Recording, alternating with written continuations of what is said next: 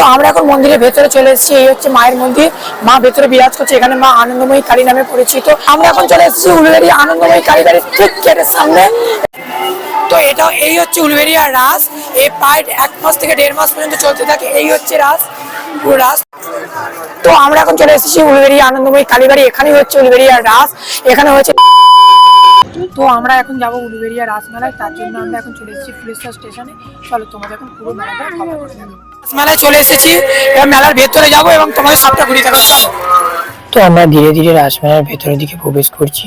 দেখো দুপাশের দোকানগুলো কেমন আলোয় আলোকিত হয়ে রাসমেলার সাজে সেজে উঠেছে। আমরা আস্তে আস্তে আমি, মাসি, তাতান এবং আদিত্য সবাই মিলে রাসমেলার দিকে ঢুকলাম।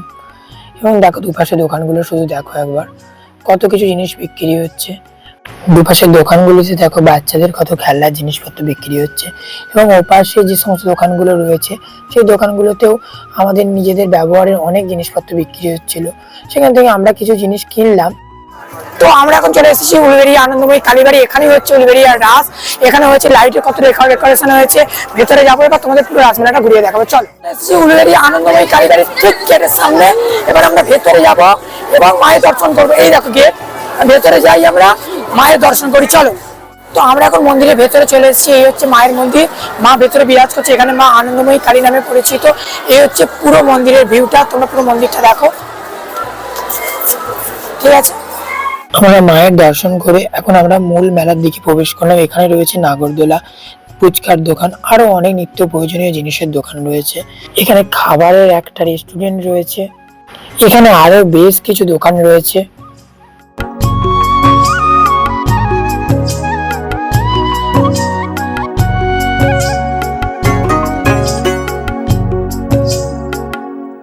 এছাড়া এখানে অনেক খাবারের দোকানও রয়েছে, জিলিপি, খাজা, গজা।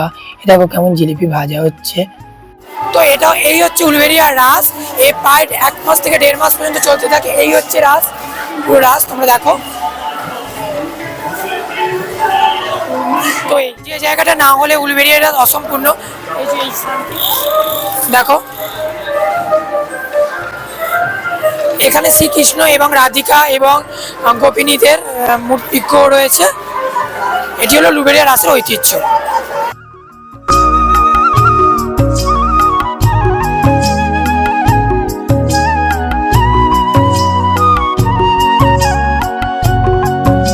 তো আমাদের উলুবেড়িয়া রাসমেলা দেখা কমপ্লিট।